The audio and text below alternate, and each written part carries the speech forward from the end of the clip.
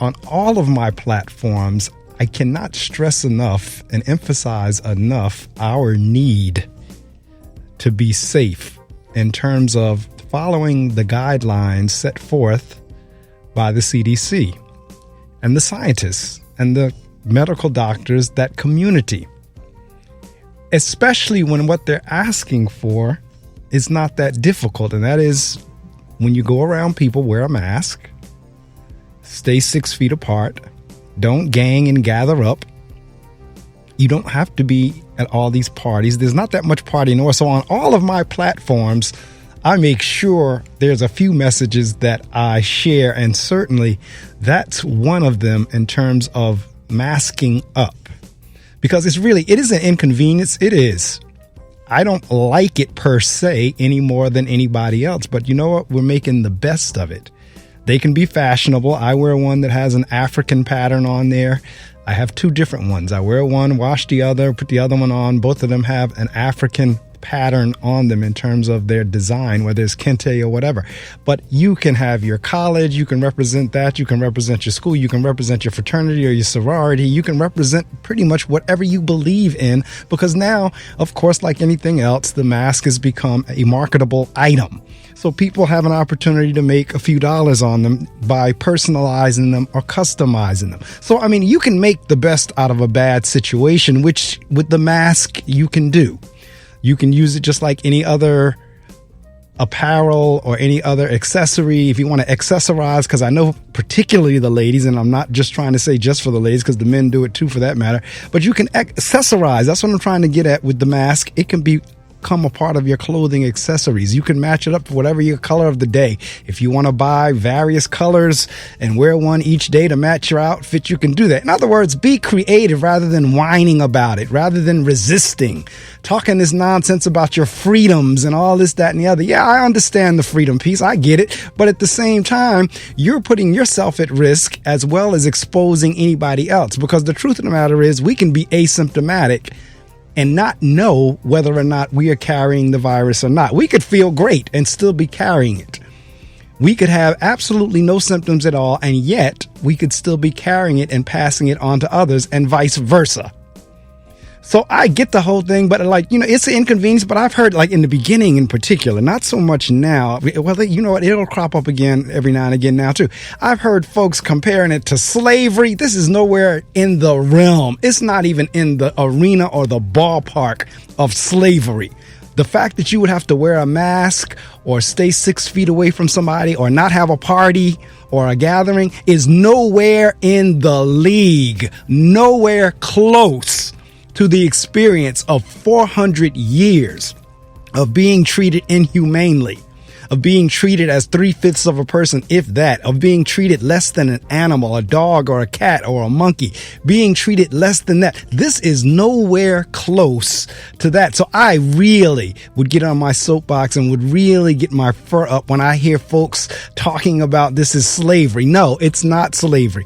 The closest thing maybe, and I'm not even sure if that fits it, would be maybe if you were in prison, because we have to stay in the house, because we have to stay away from people, because we have to stay isolated. Maybe that's what it's somewhat like if you're placed in a cell and you can't go nowhere. And so, but I'm not even sure if that's a good analogy. I'm really not. But this nonsense about this being slavery, folks need to get off of that, because this is nowhere, as I say, if you know your history, if you know, this is nowhere close to being whipped.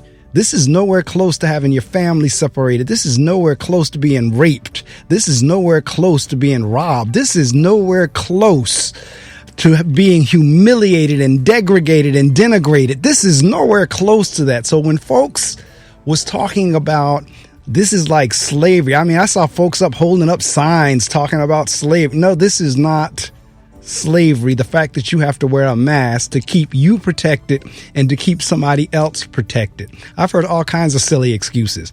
People won't wear the mask right. People wear it. Now, this is, you might as well not have it on if you're going to wear it with your nose exposed, because the whole point of the thing is to keep the virus from being taken inside of you through breathing. What do you breathe through? Your nose. So when I see people walking around with the thing just covering their mouth, you might as well not have it on. I've heard all kinds. I can't breathe. I can't this. I tell you what, keep fooling around. You won't have to worry about not being able to breathe. You don't have to. You won't be breathing. Keep on messing around with this thing because it has taken over 200,000 people out. And they're expecting another 200,000 between now and the end of the year, or possibly like February or what have you. You all can keep playing with, as we say, we play, if you will, RONA. That's what we've kind of called it, short for Corona. You can keep playing with RONA if you want to. But RONA, as you can see, is nothing to be played with because right now we've now on an uptick. We're in another wave of RONA.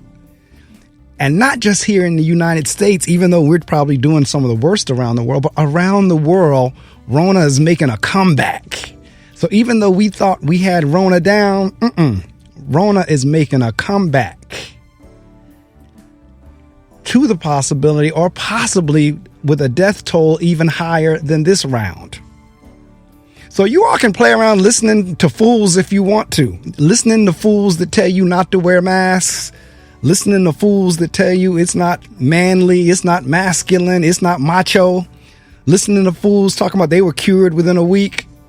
You can do that if you choose. But I know as for me, as the Bible can say, as for me and my house, I'm wearing a mask. As for me and my house, I'm keeping 6 feet away from folks. As for me and my house, I don't have to have a whole bunch of folks at my house, or do I need to go to somebody's house? Don't get me wrong. I love being around people. And the isolation, does it wear on you? Yes, it does. But the alternative in terms of being in the hospital, your body aching, symptoms that you don't know if you're ever going to be rid of, not being able to breathe, having to being placed on a ventilator, the alternative so that you can just have that little party. Because I don't understand that, like, to me, there just is not, and I've said this before on the air and on all my various platforms, there just is not that much partying in the world that you're going to put your life at risk. And I get it, even when, as a youth, because I was a kid at one time, I was a teenager at one time, you go to a party, you have a couple of drinks or whatever, you are putting your life at risk whenever you try to drive home and all. But this is a different type of risk. This is one that just by your breathing and your talking and the droplets coming out of your mouth and the eating and so forth, with that, it can be spread to another person. And yet we keep and we're willing. I mean, I shared with you last week this nonsense about these guys talking about kidnapping a governor, or now it's more than one governor. How dumb is that? Kidnapping a governor. Really? Seriously? Kidnapping a governor because the governor said wear a mask? Kidnapping a governor because she or he is trying to keep your behind safe? Really? Seriously? Kidnapping a governor? That's where we're at now, because you have to wear a mask to keep you or somebody else, your fellow man, safe. How dumb is that? How dumb do you have to be to even concoct such a plan for such a reason? And you're going to compare that to slavery. I could tell you now, for those that are comparing to slavery, that's comparing this to slavery, would have never endured slavery. For those that are comparing the inconvenience of wearing a mask to slavery, would not have been able to endure slavery. Because if you can't endure this of having to wear a mask, you can't endure this of not being able to eat in a restaurant. And look, trust me when I tell you, I love eating in restaurants. But you can't endure this of not having a little party. You can't endure this. How on earth do you think you would have endured the atrocity of slavery? And yet there are folks who will try to compare this to slavery. I'm going to be honest with you. Like I said earlier, that really gets my fur. That really gets my goat, that the gall that you would actually try to compare an inconvenience to a person's life that was taken physically, even though they may not have been dead. They were walking dead. They had no choices of their own. Women being raped by their slave masters. Men being castrated and humiliated. And folks want to compare this to that. And to the point where they're resistant and won't do it. I mean, I've seen all kinds of craziness of people coughing in other people's face intentionally. I saw one last night. It was a little video from a guy in Utah that walked up to people. I guess they were protesting or they were doing a peaceful protest, and he went walking up to them, talking nonsense, and then coughed in one of them's face. And it was a little old lady. It was funny because I don't blame her. The little lady popped him in the neck. She just didn't pop him hard enough. That was the only, she hit him, but she didn't hit him hard enough. And I guess she was an elderly lady, and he had the audacity to, no mask on, to cough on her because he was against whatever they were protesting. That's what I'm saying. Folks are losing their minds. They are going crazy, and it has gotten crazier over the last 4 years. And some folks are looking to have another 4 years of this crazy. Because that's what it is. It's crazy. It don't have nothing to do with liking or not liking, has nothing to do with Republican or Democrat, has nothing to do with liberal or conservative, has nothing to do with none of that other than this is craziness. This is madness. And anybody that can vote for 4 more years of this madness, you're crazy. That's the only way I can put it. Because again, it has nothing to do with the man himself, like or not like, ain't gonna have nothing to do with it. Nobody can try to convince me that what we've gone through as a country in the last 4 years is normal. Nobody, not a family member, not a friend, not anyone. No one can try to convince me that this nonsense that we've gone through, this chaos that we've gone through for the last 4 years, every day a new set of chaos, that you can think this is normal and want more of it. So that brings me to the next thing that I'm trying to share on all your platforms. Please make sure you vote. I don't care. I personally don't care who you vote for. I just told you, if you vote for this madness for another 4 years, something wrong with you in terms of you like this kind of madness. Because the average person is tired of this chaos. The average person is tired of this up and down, this roller coaster. Every day you turn on the TV or the news is something else aberrant going on. But if that's what you like, then go ahead and vote for it. But as for me and my house, we don't like that, so we won't be voting for that. But do vote. Your vote does matter. I get the whole thing with the electoral versus the popular. I get it. I get that. But still, mail that ballot in or pull that lever down, whichever way. However, even personally, I would rather do it in person. The mail thing for me is not a matter of fraud. The mail thing for me is I just don't know whether or not it's going to get there with everything going on. I just don't know if it's going to wind up, sitting in a garbage pile somewhere. Not to say that it can't be done when I go in the booth and push the button that it doesn't go through. I don't know. But if the opportunity to vote in person is there, for me, that's what I would rather do. I'd rather go in that booth, push those buttons, watch those lights, pull that lever, open that curtain and walk back out the booth rather than putting it in the mail. Now, if I have to put it in the mail, then I'll do that. But if I don't and I have the opportunity and can go actually in the booth, I don't care how long I have to stand in the line. Because I'm hearing reports of folks down in Georgia waiting 11, 12, 13, 14 hours to cast their vote. I tell you what, for this one, I don't care how long I have to stand there. And I'm not the most patient person in the world, but I tell you what, this one is that important. I will stand if I have to. I don't think I'll have to in New Jersey, but you never know. Because this one, folks are voting like they've never voted before. I'm laughing because I've heard these crazy statements about people who are dying who've never died before. It's like, okay, well, yeah, people are dying. I know what they're trying to say. People are dying like never before, but people are dying who never died before. Well, I tell you what, people are voting like they've never voted before because it's that critical. It really is. Every vote counts. Take your soul to the poll or drop it in the mailbox, however you intend to do it. But I'm like them folks down in Georgia and some other parts of the country that if I have to stand in line 11, 12 hours, then so be it. Because in previous elections, usually I'm like 006. I walk up to my polling place and get the little ticket and look on the number. It says 006. Are you telling me I'm the sixth person that came in here today? And the polling person will look at me and shake their head yes. Like, are you kidding me? Folks are not voting. So I am advocating, encouraging, admonishing. Please get out there and vote. We only have 20 or so days to go. And I'm going to say it again. I can't tell you who to vote for. I can only give you my opinions. But I personally do not want 4 more years of this madness. Personally, I don't think the man is a great president. I think he would have been a fantastic comedian. I really do. Because his delivery And his style, facial expressions, and everything else is really comedic. I don't agree with anything but that he's saying per se, because a lot of it is name calling and so forth and so on. But I have to admit, it is funny. I have to laugh. Some of the stuff, when I look at some of the clips, I have to laugh out loud. So the comedic value is there, but this is a country. You're the president. You're not the comedian. If you're the comedian, great, because most of those rallies are really just kind of like comedy shows. They're comedy hour. It's not really, a political rally where you're talking about the issues, talking about how it's going to be solved. What is your plan? They're comedy hours where you're cracking on your opponent.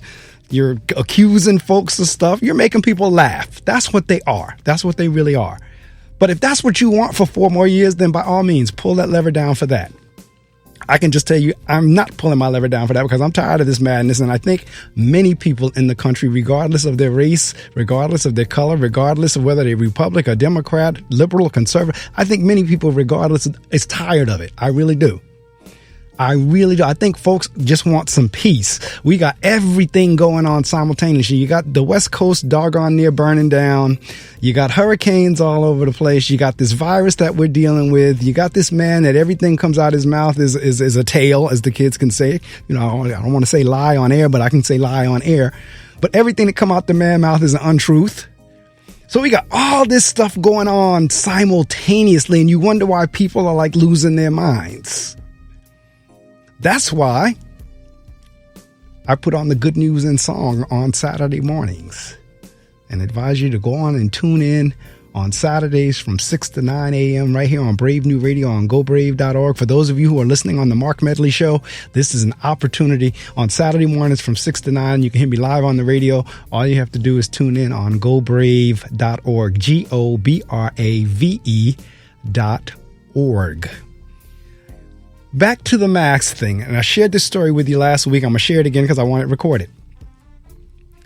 This whole thing about the freedoms and so on, I was not a big fan of the seatbelt law when it came out. I really wasn't. I was like, who are they to tell me that I have to wear my seatbelt? Who are they to tell me? I kind of understand what the mask folks that don't want to wear the mask are saying. I get it. Who are they to tell me that I have to wear a mask? Or who are they to tell me that I had to wear a seatbelt? I was in the military at the time, a jet engine mechanic. Worked on F-4 Phantom fighter jets, J-79 engine. From time to time, I was actually out there on the flight line whenever the jets were getting ready to go up. The pilots were getting ready to take the jets up. So, as working along with the crew chief, one of the mechanics, one of the soldiers out there, every now and again, we'd have to go up the ladder and help the pilot get strapped in. Sure enough, this particular day, and it was during that time when the seatbelt thing had just come out and was made into law, I was up on the ladder strapping a fighter pilot in. I actually was helping him get his seatbelt. He had to pull it over. If you know anything about fighter jets, you know the cockpit is tiny. There's very little room. I mean, when I tell you efficient space in a fighter jet cockpit, it is efficient space. There is no space wasted. So it's tight in there. So I actually helped him pull his seatbelt over himself and get buckled in. And the thought came to me, it dawned on me, here I am buckling someone else in to keep him safe, and I don't even do that for myself. That's literally, and I remember this is going back 25, 30 years ago. And I remember exactly what came to my mind, and it was that. And from that day forth through this day, I have worn my seatbelt every time I drive. Every time I get in the car, I make sure buckling up before I pull off is done. But it came to that I came to that realization by having to put somebody else in a position to be safe when I wasn't doing it for myself. It's the same thing with these masks.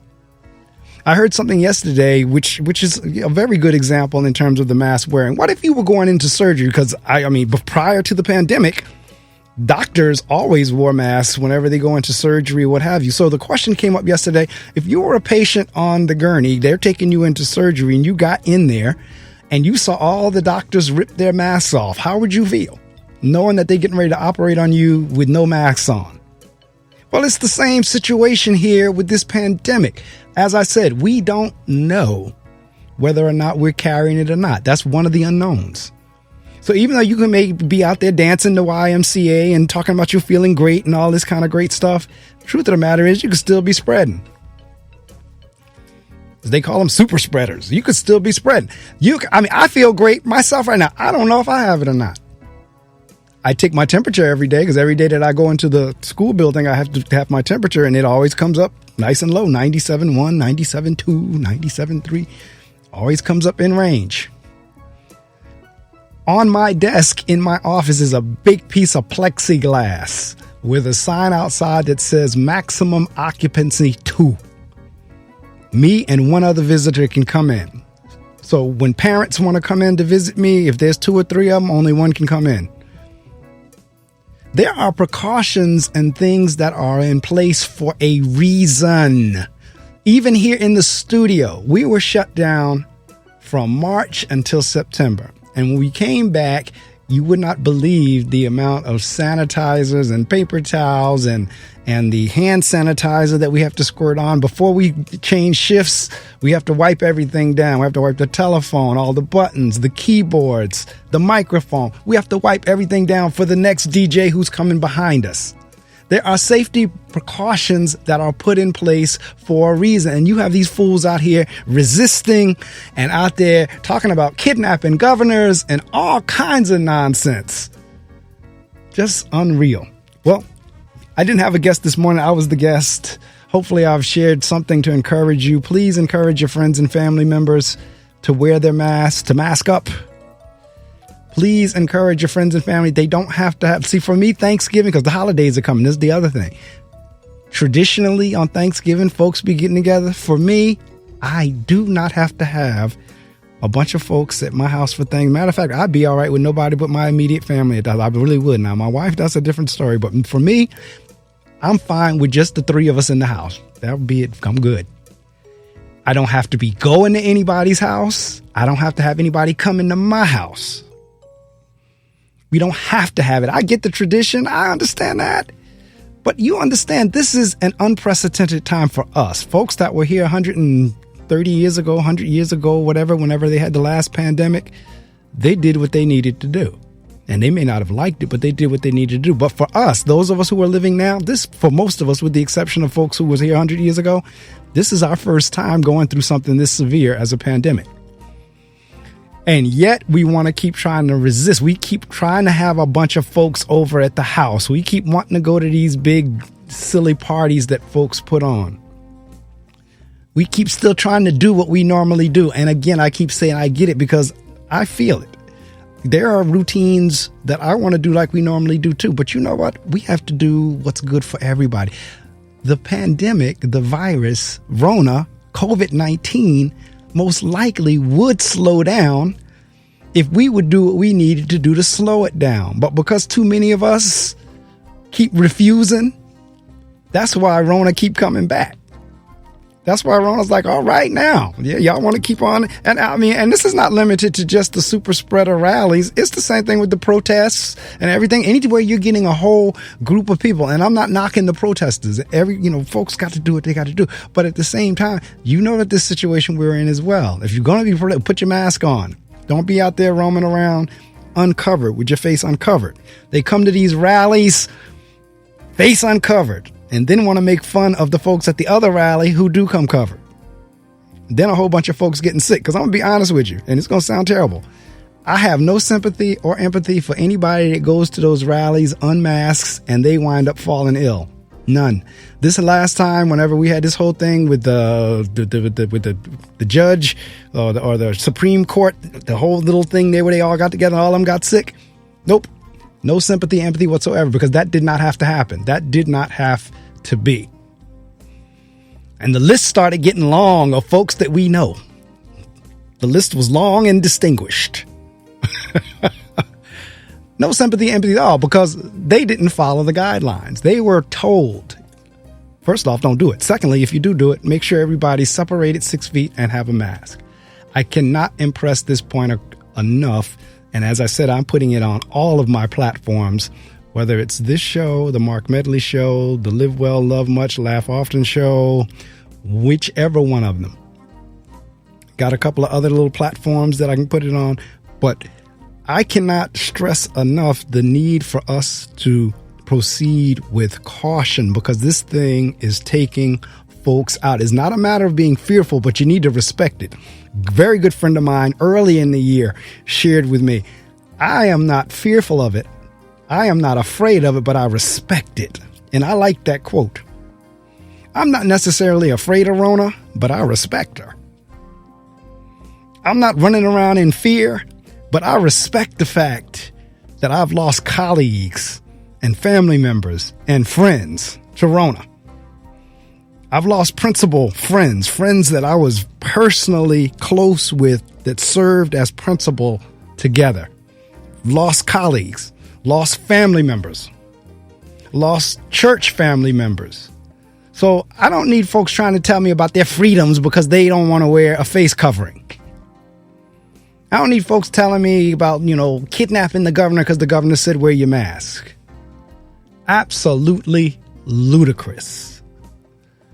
With that said, we're about ready to close down. But again, you can catch me live every Saturday morning here on Brave New Radio. GoBrave.org. You can go to my website, markamedley.com. That'll take you to all of my platforms. MarcAmedley.com.